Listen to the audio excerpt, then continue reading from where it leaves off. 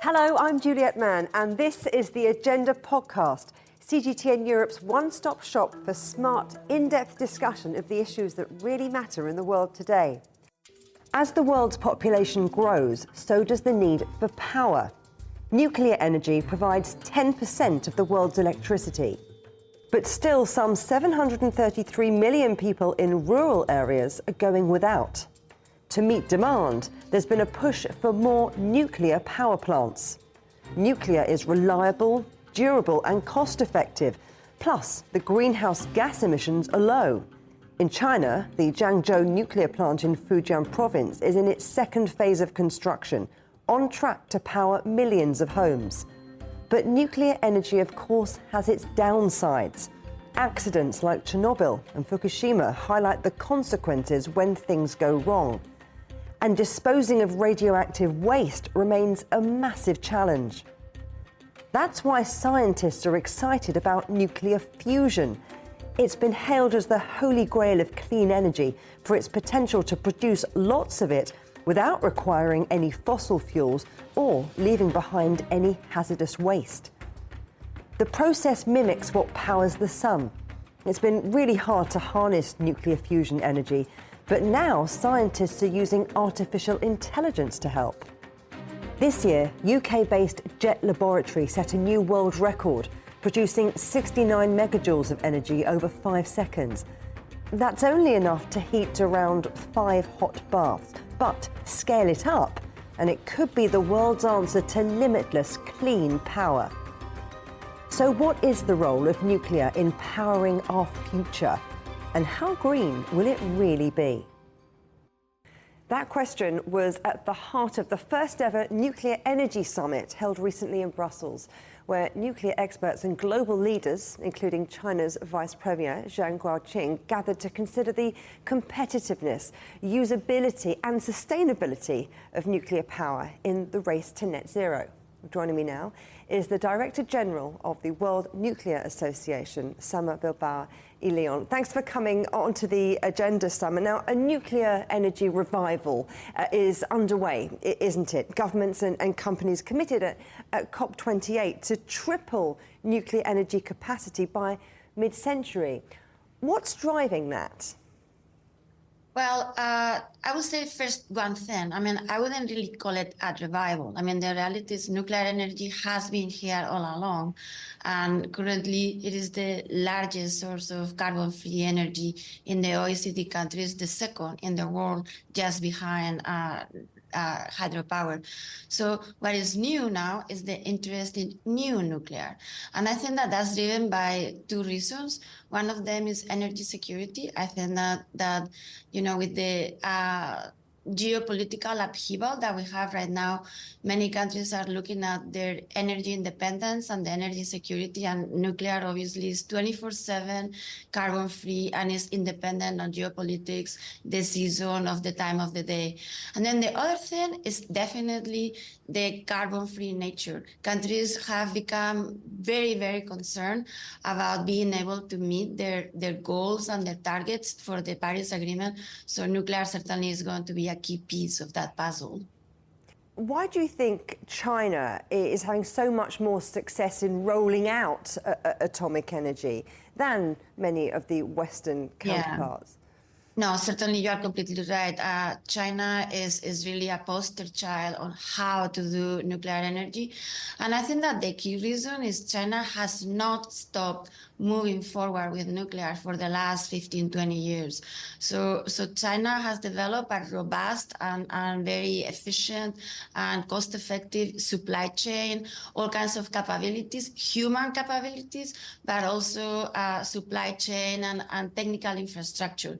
So this is the thing. China can really do a series of projects. So we are already in the nth of a kind. We already left the first of a kind behind maybe, 10 years ago. So China is incredibly efficient. And the secret to me is continue building. The best way to get good at something is do it over and over and over and over again, which is what China is doing.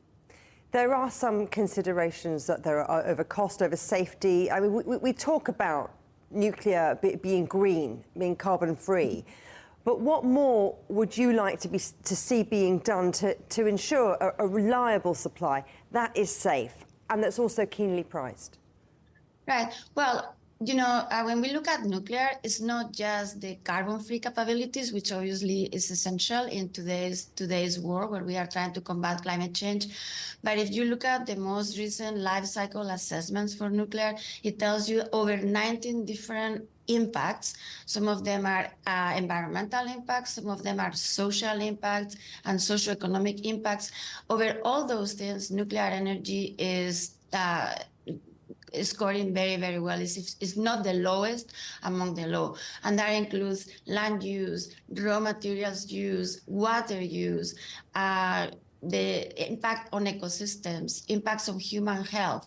So all those things I think are very important. I think it's important for countries to start recognizing that it's not just the CO2 avoidance capabilities, but it's much more. So the other thing that I think is important that countries are starting to recognize is nuclear energy can produce not only electricity, but also heat, and all this done in a carbon-free manner, which is going to be essential to decarbonize the entire economy. So electricity, yes, but we can decarbonize many industrial processes, district heating, water desalination, hydrogen production. So it's going to be a key contributor to the entire economy, not just electricity.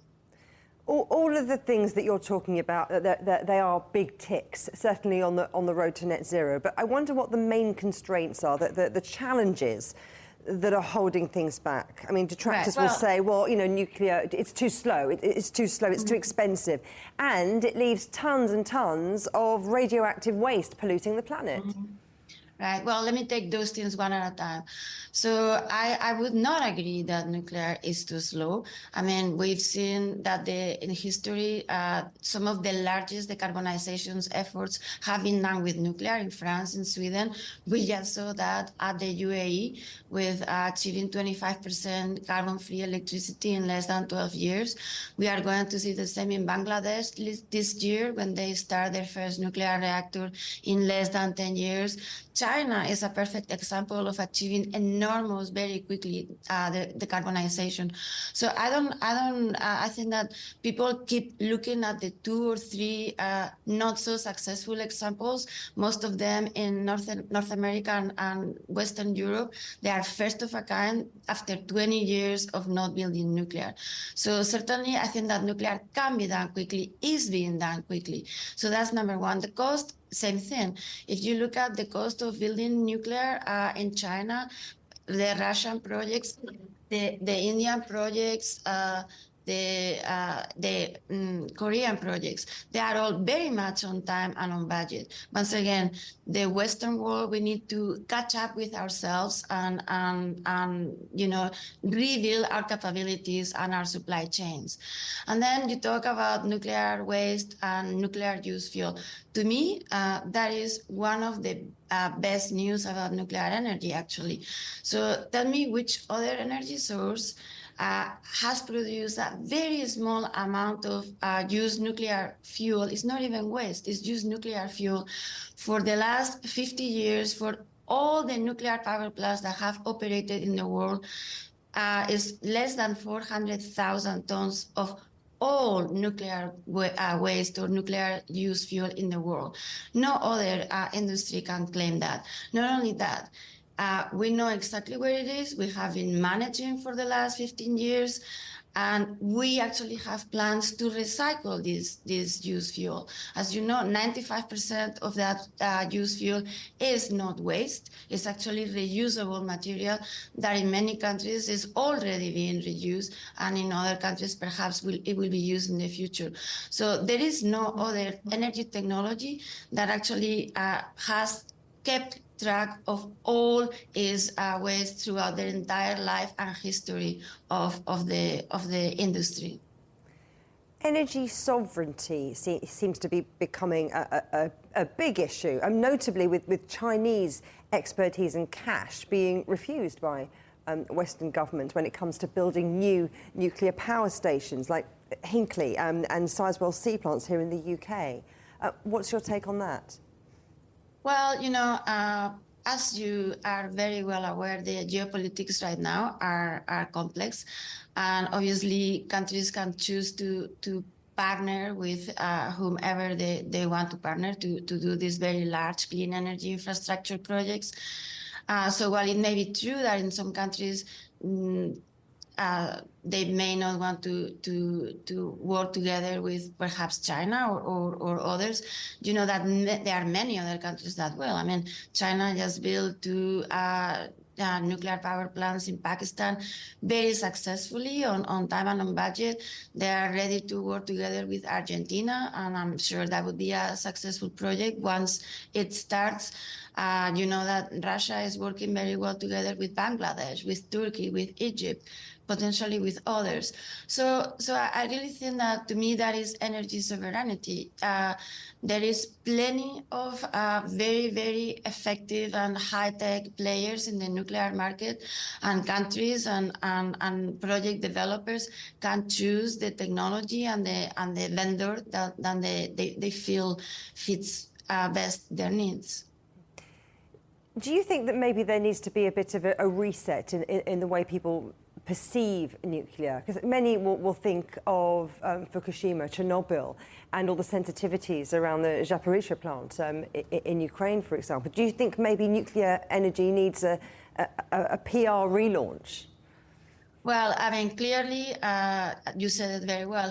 For many years, the nuclear community, the nuclear industry, I don't know that we have been very effective at communicating the facts about what nuclear energy truly is, and perhaps we have left control of the communication to our detractors. But, if you look at right now, in many countries all over the world, the public opinion actually appreciates nuclear. If you look at polls recently done in many countries in Central and Eastern Europe, in the Netherlands, in Finland, Sweden, North America, Canada, you can tell that the public actually is perceiving nuclear much more favorably. And I think that this is a little bit a result of what we were discussing before.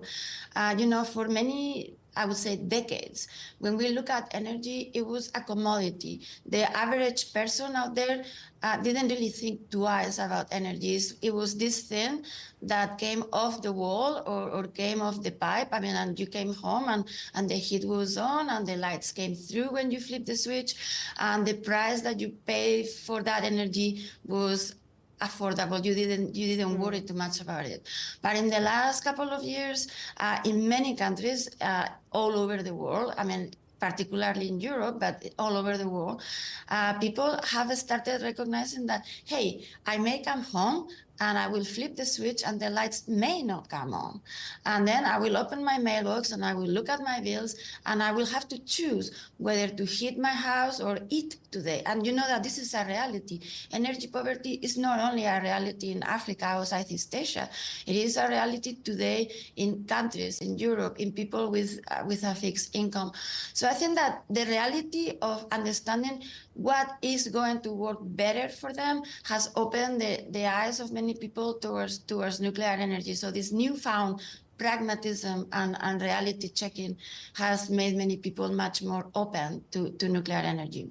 So let's talk about that a little bit more. I want to go back to the COP28 declaration to triple nuclear energy by 2050, signed by 24 countries, including the United States, the UK, the UAE. What is it going to take to achieve that? Well, yeah, that is a very, very high ambition. I completely agree. So there's going to take many things. On the one hand, from the side of governments, we are going to need for them to put in place bold and realistic policies, which many of them are already doing, as you very well know. And these policies are going to create a level playing field for all carbon-free or low-carbon energy sources.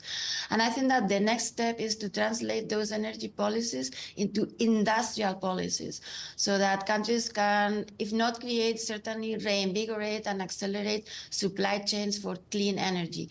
And notice that I say clean energy.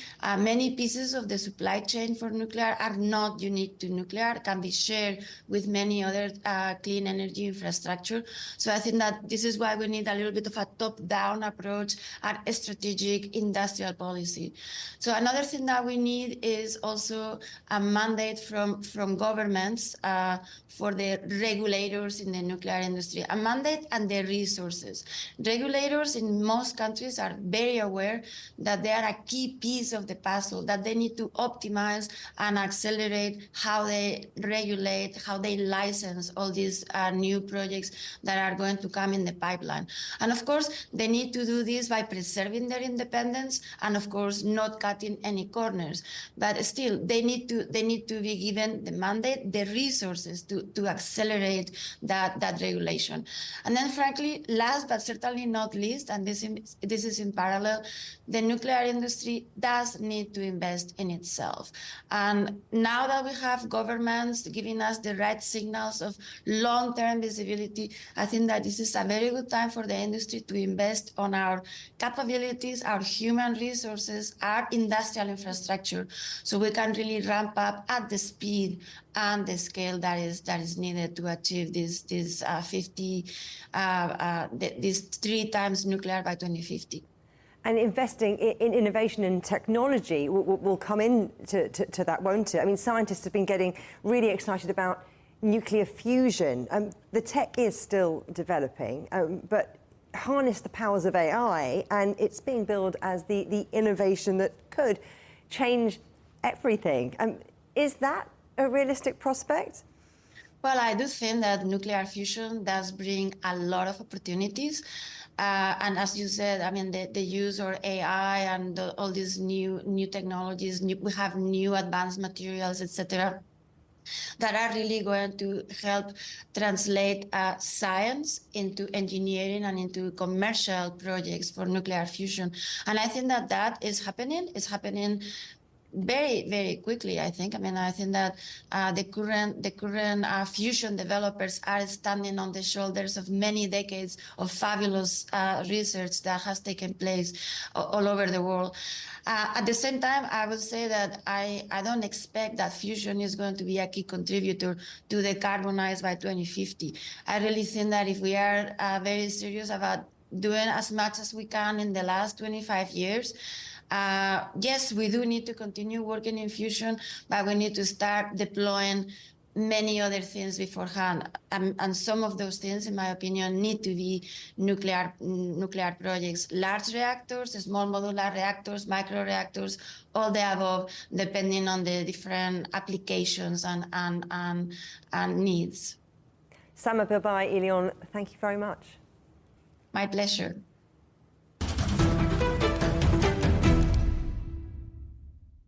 While many experts seem positive about the role of nuclear power in a post-carbon world, not everyone is quite so convinced. Joining me now from Paris is nuclear energy consultant Mycle Schneider. Great to have you on the agenda, Mycle. Now, nuclear power plants are popping up in more places. The nuclear industry really does seem to be having a moment. Or is it? Well, nuclear power plants popping up everywhere. This is exactly the kind of idea one can get when one reads the newspapers or watches the television. But in fact, there's very little happening. If you look over the past 20 years, there were more reactors that were closed than new ones started up. So the balance there was negative. And on top of it, almost half of those that started up were in China alone. So for the rest of the world, there has been kind of a significant decline. If we look at the last 4 years, between the beginning of 2020 and the end of 2023, in the world, there were 31 construction starts for new nuclear power plants. 20 of those were in China. And the 11 other ones were implemented by the Russian nuclear industry in various countries. So it is not really a fair picture to say nuclear power plants are popping all over the world. There's really 2 actors, China and Russia. But the likes of France, South Korea, they're building nuclear reactors, they're building hydroelectric dams. all as part of their green energy transition, and other countries have plans to do that as well. And I'm thinking about the European Commission. They've labelled nuclear as a source of green energy. So do you think nuclear energy is responsible for the fastest decarbonisation on the planet? That's actually not a matter of thinking or belief, but it's actually a question of facts. And if you look at the record of the nuclear industry in building nuclear power plants, then it takes a long time, much longer. The lead times are much longer than for any other competing industry. And by the way, the competing industries is not only the production of electricity, but energy efficiency is also a competitor, sufficiency, demand response. So there are all kinds of options. And nuclear has turned out to be the option that is the slowest and the most expensive. But if we're talking about the climate emergency, the notion of emergency means that it's urgent, right? So there's a time factor. So we need to spend the money we have to spend because we can't spend it twice. We have to spend it in a way to reduce carbon emissions the fastest. And it turns out that nuclear power, especially new nuclear power, is the slowest and is the most expensive. But how can the world realistically hit those net zero targets without nuclear energy? I mean, should countries still rely on nuclear as a source of greener energy? Well, you see, the question is really per dollar, per yuan, per yen, per euro spent, how much we can reduce greenhouse gas emissions. And if we spend it on new nuclear power plants, it will reduce less and it will take longer than if we invest in other options. Well, you talk about these other options, but the EU has been heavily hinting that it is not going to be bailing out some of those solar companies who've been struggling quite a bit now that the subsidies have been pulled back. They're now struggling to compete with China, which is really powering ahead when it comes to things like solar, when it comes to things like wind. So in terms of the EU's ambition, do you think it signals to you that maybe renewables are out and nuclear is in? No, certainly not. You see, if we're looking at what in the EU is actually under construction, we have a nuclear power plant under construction in Slovakia, which dates from the Soviet era. It has started building in 1985. We have another one under construction in France. It started building in 2007 and was supposed to be connected to the grid in 2012. We're now 2024. It's still not generating any power. And what about the cost? Because that is an issue, isn't it? I wonder if who is going to end up paying for this is an issue for you. Well, we have seen in the past few years a very steep decline on not only production technologies, but for example, storage is now showing that it decreases costs even faster than photovoltaics. So we have a situation where, if we take the United States as an example, there are now options that are equivalent to whether it's coal-fired power plants or gas or nuclear, so that are considered reliable in the grid. If you compare, an option like solar power, which is not, the sun is not always shining. So you need other technologies to back up, and that can be, for example, storage, but not only. And that we call this firming costs. So it helps to bring grid stability to the level of other technological options. And it's fascinating because you can see that including those firming costs, we're now in the United States at $45 per megawatt hour up to maybe $140 per megawatt hour, including firming costs and unsubsidized solar power.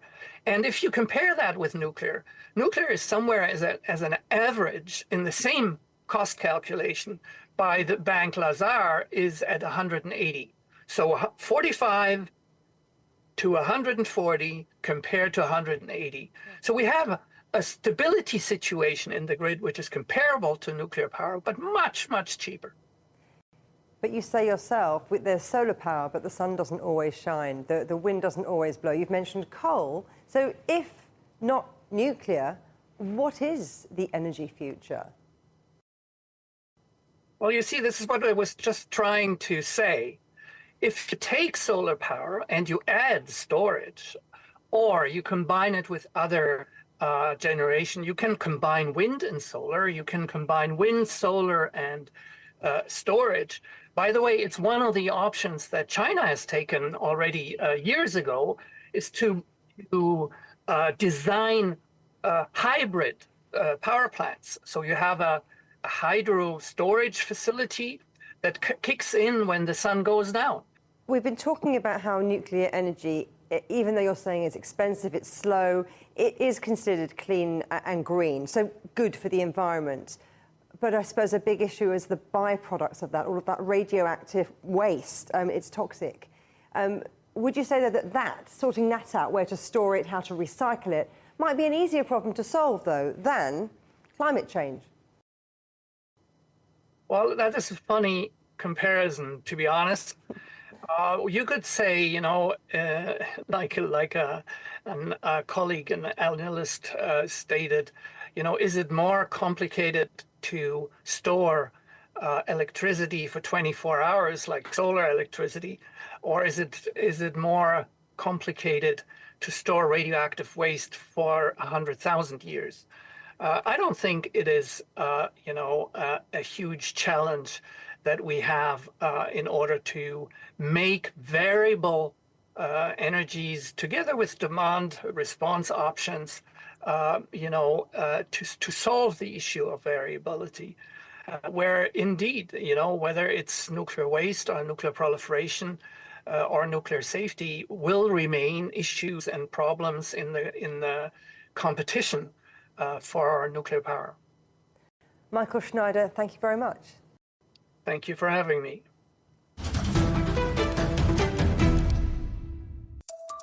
Remember, you can subscribe to this podcast on iTunes, Stitcher, Spotify, or wherever you get your podcasts. You can also find more agenda content on CGTN Europe's Facebook, Twitter, Instagram, Telegram, and YouTube channels. Until next time, goodbye.